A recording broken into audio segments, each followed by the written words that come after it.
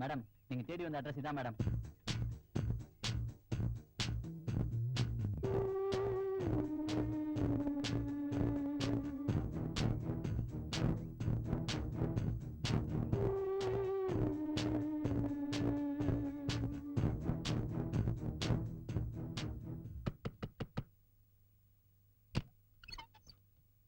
யார் வேணுங்க? இங்க மாடி போர்ஷன் காலியா இருக்குன்னு. ஓ, பாட்டி பாட்டி பாட்டி பாட்டி. ஏண்டி பாட்டி ஆப்ஷன் விடுற? மாடி போர்ஷன் காலியா இருக்கான்னு இவங்க கேக்குறாங்க. சரி சரி, நீ உள்ள போ, நான் பேசிக்கிறேன். இத பாருமா,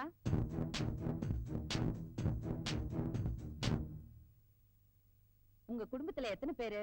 நான் மட்டும் தனியா தங்கணும். தனியா தங்க போறியா? தனியா தங்குறதுக்கு பாதுகாப்பான இடம் தேடினேன். உங்க பேரை சொல்லி இந்த வீடு கிடைச்சா இதை விட பாதுகாப்பான இடம் வேற எதுவும் கிடைக்காதுன்னு இந்த ஊருக்குள்ள சொன்னாங்க. இத பாருமா, தனியா தங்கினாலும் குடும்பத்தோட தங்கினாலும் ஒரே வாடகை தான். வாடகை பத்தி கவலை இல்ல. 6 மாசம் அட்வான்ஸ் மொத்தமா குடுத்துடணும். மாசம் 2ஆம் தேதி கரெக்டா வாடகை குடுத்துடணும். முன்ன பின்ன பழக்கம் இல்லாத அந்நியர்களை வீட்டுக்குள்ள தங்க வைக்க கூடாது. புரியுதா? வாடகை எவ்வளவுன்னு சொல்லவே இல்லையே. மாச வாடகை 5000, அட்வான்ஸ் 30,000.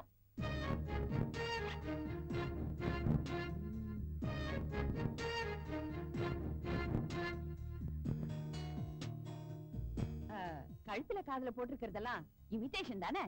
இல்ல பாட்டி, 24 கேரட் தங்கம், காதுல வைரம். டைமண்ட்ஸ் ரொம்ப காஸ்ட்லியா இருக்குமே. பேர் 2 lakhs. 2 லட்சம். ஆமா, எப்ப குடி வர போற? பேக் அண்ட் பேக்கேஜோட வந்துட்டேன். நீங்க சரின்னு சொன்னா இப்பவே ரெடி. கையில காசு கொடுத்துட்ட, காதுல கழுத்துல தங்கம் வைரன்னு போட்டிருக்க. வேணா நான் சொல்ல போறேன். ஆமா, உன் பேர் என்னமா? ஜான்சி. பேரு ஜான்சியா இருந்து பிரயோஜனம் இல்ல. எல்லாத்தையும் பத்திரமா பாத்துக்கணும். அப்புறம் அத அங்க வச்சேன் இங்க வச்சேன் காணோம்னு சொல்லக்கூடாது. கவலைப்படாதீங்க பாட்டி, உங்களையே பத்திரமா பாத்துக்கிறேன். வைகை புத்திரன், இனமான காவலன், ஏழை பங்காளன். வைகை புத்திரன், இனமான காவலன், ஏழை பங்காளன். என்னங்க என்னங்க, இந்தாங்க காபி. வைகை புத்திரன். என்னடி பெரிய காப்பி? ஒரு அரசியல்வாதிக்கு அதோ அங்க அடி வைத்திருந்து கோஷமிடுறாங்களே தொண்டர்கள், அவங்க முக தரிசனம் தான் எனக்கு மூலதனமே. முதல்ல அவங்க போய் பார்த்துட்டு வந்து இந்த காப்பியை குடிக்கிறேன். நகரு நகரு. வந்துட்டேன் வந்துட்டேன். ஏழை பங்காளன், வந்துட்டேன். வைகை புத்திரன், இனமான காவலன், ஏழை பங்காளன். வைகை சத்தம் மட்டும் புத்திரன், கேக்குது, வைகை புத்திரன், யாரையுமே காணா. ஏழை பங்காளன், இனமான காவலன், இனமான காவலன். வைகை புத்திரன், இனமான காவலன். அப்பா, நீங்க அரசியல்ல பதவி இழந்து இன்னையோட 5 வருஷம் ஆகுது. அத ஞாபகப்படுத்ததான் இந்த மலரும் நினைவுகள். இவர் யாருன்னு பாக்குறீங்களா? இவர்தான் மாஜி எம்எல்ஏ வைகை புத்திரன். இவங்க மாஜி எம்எல்ஏவோட மனைவி, மன்னிக்கணும் துணைவி. பேரு மாதவி. இவங்க நம்பர் 2. எம்எல்ஏ ஆனதுக்கு அப்புறம் ஏற்பட்ட உறவு. இந்த உறவால் மலர்ந்த முதல் மொட்டு மணிமேகலை. ஒரே கட்சியில இருக்கும்போது சக எம்எல்ஏ மகனுக்கு மணிமேகலையை கட்டி கொடுத்தாரு. வைகை புத்திரன் கட்சி மாறினார். சம்பந்தி இவங்களை பிறந்த வீட்டுக்கு நிரந்தரமா திருப்பி அனுப்பிச்சிட்டாங்க. ஸ்வேதா அப்பாவால ஐஏஎஸ் படிப்ப பாதியில நிறுத்திட்டான். இது சுப்பு, வைகை புத்திரனோட முதல் சம்சாரத்துக்கு பிறந்த மகன். வைகையோட ஒரே ஆண் வாரிசு. அப்பாவோட அரசியல் வாரிசா வர நினைக்காம சினிமாவுல சவுண்ட் ரெக்கார்டிஸ்டா வேலை செய்யறாரு. இது சுப்புவோட தங்கச்சி ரேகா. வைகை அரசியல்ல ஓஹோன்னு வாழ்ந்தப்போ இவங்களும் காரு, பங்களா, செல்போன், கிரெடிட் கார்டுன்னு செல்வாக்கா தான் வாழ்ந்தாங்க. இப்போ பெருங்காய டப்பா மாதிரிதான். ஏதோ பழைய வாசனையில கஷ்ட ஜீவனம் நடக்குது. இவங்க தான் வைகை புத்திரனோட அம்மா, பேரு மங்கம்மா. இது வைகை புத்திரனோட முதல் மனைவி, பேரு சுந்தரி. வைகை வட்ட செயலாளரா இருந்தப்போ செஞ்சுக்கிட்ட கலப்பு திருமணம். போய் சேர்ந்துட்டா புண்ணியவதி. பால்காரனுக்கு 11 மாசம் பாக்கி. மறுபடியும் நான் பதவிக்கு வந்த உடனே ஆவின் ஆணையத்திற்கு அவன் அதிகாரி ஆக்குறேன்னு சொல்லு. பொண்ணு படிப்பு பாதியில நிக்குது. மறுபடியும் நான் பதவிக்கு வந்த உடனே பரீட்சை எழுதாமலே அவளை ஐஏஎஸ் ஆக்குறேன்னு சொல்லு. வாட்டர் டேக்ஸ் கட்டல, கரண்ட் பில் கட்டல, இன்னும் கழிவு நீர் கட்டணம் கூட கட்டல. மறுபடியும் நான் பதவிக்கு வந்த உடனே அதுக்குள்ள வீடே நாரி போயிடும். அங்க என்னடா, உங்க அம்மா மாடி போஷன் வாடகைக்கு விட்டு மாச வருமானத்துக்கு வழி பண்ணிட்டாங்க. அப்படியா?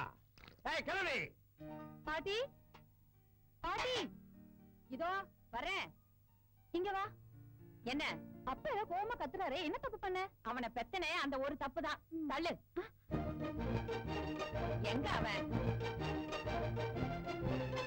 ஏய் கிழவி, யாரா கிழவி? நீதான் கிழவன். மாடி போஷ வாடகை விட்டியாம? ஆமா, அதுக்கு என்ன இப்போ? யார கேட்டு விட்ட? அடுப்புல பூனை தூங்குது, இதுக்கு மேல நான் வேற யார கேட்கணும்? என்ன கேட்கணும்? ஆமா, அந்த குடும்பத்துக்கு தலைவன். ஆமா, அது ரேஷன் கார்டுல மட்டும்தான், இங்க இல்ல. ஏண்டி பாத்துட்டு இருக்கு, நீயே சொல்லக்கூடாதா? நான் சொன்னேன் டாடி, பாட்டி தான் கேட்கல. என்னடி உங்க அப்பா மாதிரியே காலை வர்ற? கிழவிக்கு தின்னு தின்னு கொலஸ்ட்ரால் அதிகமா போச்சு. ஆமா, நீ சம்பாதிச்சு போட்டு நான் தின்னு தின்னு ஏறி போச்சு. பாத்துக்கிறது யாருன்னு? ஏய் ஏய், யாரு இந்த மாடியில சாமா செட்டெல்லாம் தூக்கி எல்லாரும் கீழே வாங்க.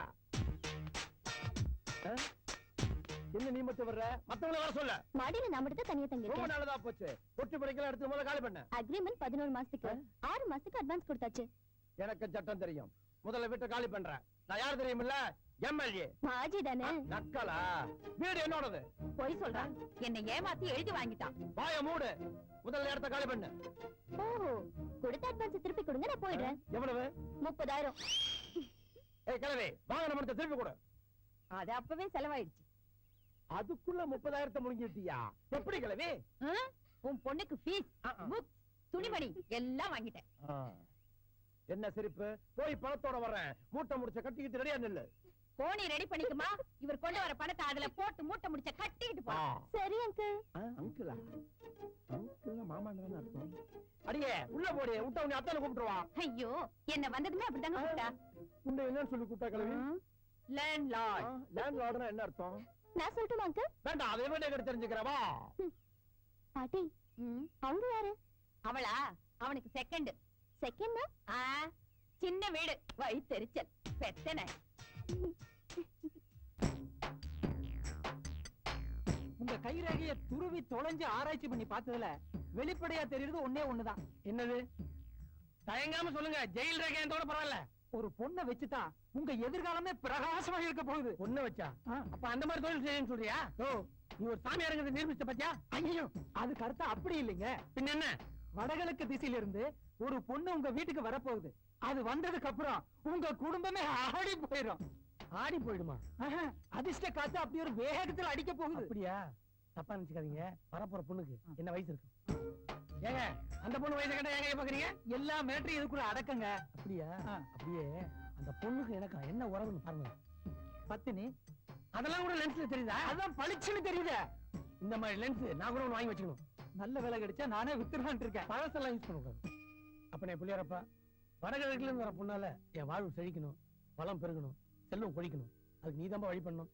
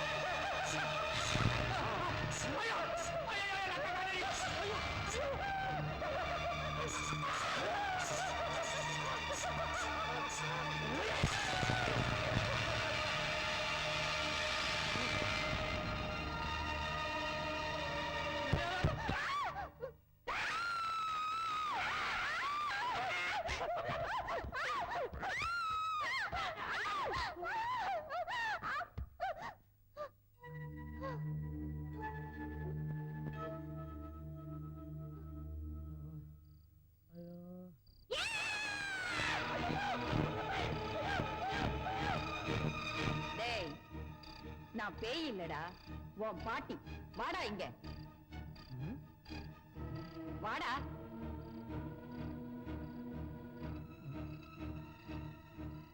கால் இருக்கு, பாட்டிதான். ஓடி வரும்போது எதுக்குடா அரைப்பக்கமா ஓடி வந்த? எதிர்பக்கமா ஓடக்கூடாது. எதிர்பக்கமா ஓடுறதா? அப்புறம் மொட்டை மாடில இருந்து கீழே வந்துருக்க மாட்டேன். அது சரி. ஆமா, ராத்திரி நீ ரொம்ப லேட்டா வந்த. மாடி போர்ஷன்ல அவ வந்து தங்கி இருக்கிற விஷயம் உனக்கு தெரியாது. எப்படி தாண்டா மோப்பம் முடிச்ச? பாட்டி, சத்தியமா எனக்கு தெரியாது. உங்க தாத்தா கூட இப்படி தாண்டா, கையும் களவுமா பிடிச்சா கூட உன்ன மாதிரி பொய் சத்தியம் பண்ணுவாரு. ஐயா, நான் ஒண்ணு மாதிரி பாட்டி. இனிமே ராத்திரியில நீ கீழே தான் படுத்துக்கணும். நான் உன் பக்கத்திலேயே படுத்துக்கிறேன். என்ன அப்பதான் உனக்கு பயந்து ரத்த கட்டேரி வராது. ஒரு வயல வேலை தர மாட்டேங்கிறானே, என்ன பண்ணலாம்? பேசாம கதை ஆசிரியர்னு ஒரு பொய்ய சொல்லி ஒரு பழைய கதையை சொல்லி வித்துட்டா எந்த கதையை வைக்கலாம்? காதலிக்கு நேரம் உள்ள படத்துல நாயேசு பாளையாட்ட சொல்ற கதையை அப்படியே உல்டா பண்ணிட வேண்டியதான். ஓகே பண்ணிட்டாங்கன்னா அட்வான்ஸ் வாங்கிக்குவோம், கண்டுபிடிச்சு கதவை சாத்திட்டாங்கன்னா அதையும் வாங்கிக்குவோம். பழக்கப்பட்டது தானே. சினிமா கம்பெனி எங்க இருக்குன்னு பாப்போம். అవునయ్యా, పెసవాడ భీమారావు தான் பேசுறேன். அடுத்த படத்தை ஸ்டோரி டிஸ்கஷன்ல பிஸிగా ఉన్నాను. దబారి ఇನ್ನು 1 అవర్ என்ன డిస్టర్బ్ చేయకూడదు. అయ్యయ్యా నసగా ఉన్నాడు వీడు. రైటర్ గారు உங்க பேர் என்ன? குஞ்சு முருகதாசுங்க. அது நான் உங்க பேரை கேட்டேன். அதைத்தான் சார் சொன்னேன், குஞ்சு முருகதாசுன்னு. குஞ்சு முருகதாசா?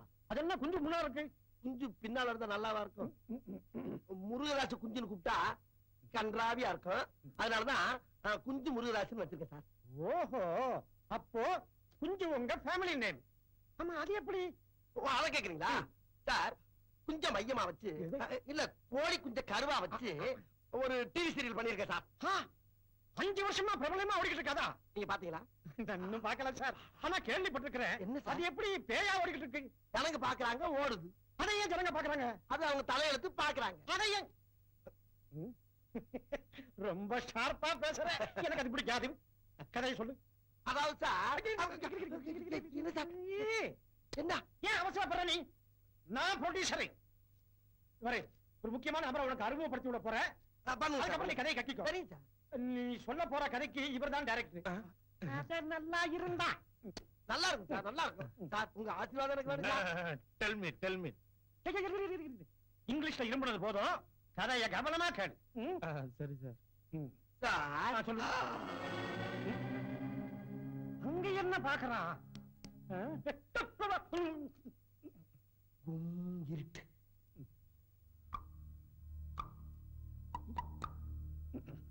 குதிரை வருதா? இல்ல, மலைத்துளி ஈயச்சட்டில டொக்கு டொக்கு டொக்குன்னு விழுகுது. சரி, அந்த நேரம் பார்த்து இது என்னது? 1.5 கிலோமீட்டருக்கு அங்கிட்டு ஒரு ஓனாய் கத்துது. டிடிஎஸ்ல செலவாகுமே. படம் 100 நாள் ஓட வேணாம், ஓடணும். அப்ப டிடிஎஸ் தான். சரி, அந்த நேரத்துல ஒரு கொடை வருது.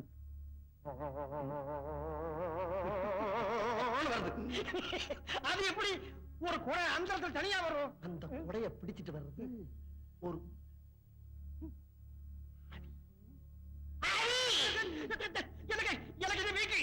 எனக்கு இது வீக்கு. அந்த ஆவியில சொன்னியே, ஆவி அப்படின்னு சொன்னா எனக்கு புரியாது. அதுக்காக ஆவியில கத்தியில பயமுறுத்துறேன். பாருங்க, நான் படம் எடுத்து செலவாகிறத விட ஆஸ்பத்திரியில படித்தன் வைக்கி செலவு ஜாஸ்தி ஆகும். அதனால மனித நேயத்தோட மெதுவா சொல்லு. இது என்ன சவுண்டு? கொட்டைய மடக்கிற சத்தம். பழைய கொடப்பல இருக்கு. அப்படியே வச்சுக்கங்க, அது கிடைக்கும். அந்த நேரம் பார்த்து இது என்னது? இது என்னோட கை. அது தெரியும்பா, சவுண்ட் விட்டியே. ஒரு பூட்ஸ் கால் வீட்டுக்குள்ள நுழையுது. பூட்ஸா? யாரோட பூட்ஸ்? ஆவியோட பூட்ஸ் கால். ஆவியோட பூட்ஸ்னா எனக்கு புரியும். ஆவியோட பூட்ஸ்னு சொன்னா தானே எனக்கு புரியும். அப்படிதானே முதல்ல சொன்னேன். உனக்கு வேண்டாம், எனக்கு வேண்டாம். நடுவுல ஒரு சவுண்ட் விடு. ஆவி ஆவி போச்சுடா. இது என்ன சவுண்ட்? ஏன் சவுண்ட் இல்ல, உங்க டைரக்டரோட சவுண்ட். ஆஹா, இவ்வளவு நேரம் இவன் கதை கேட்கற போல இருக்க. கொஞ்சம் இருங்க, நல்லா பார்த்து சொல்றேன். போய் பாரு. நம்ம கதையை கேட்டு எதுவும் ஆயிடுச்சா அவனுக்கு?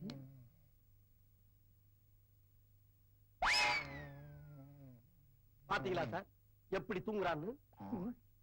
இவன் எப்படி சார் கதை எடுப்பான்? இதுக்குதான் சார் இவன் கூலிங் கிளாஸே போடுறது. அட பாவி.